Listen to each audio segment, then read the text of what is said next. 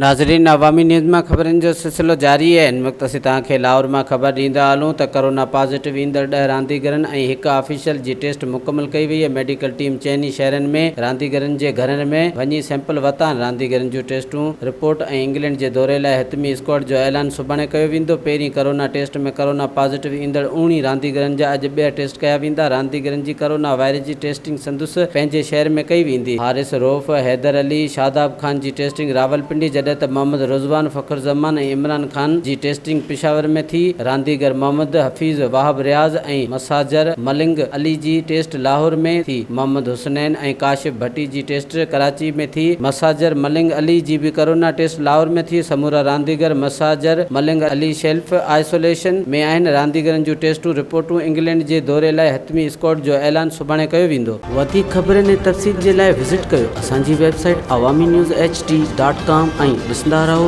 Awami news HD।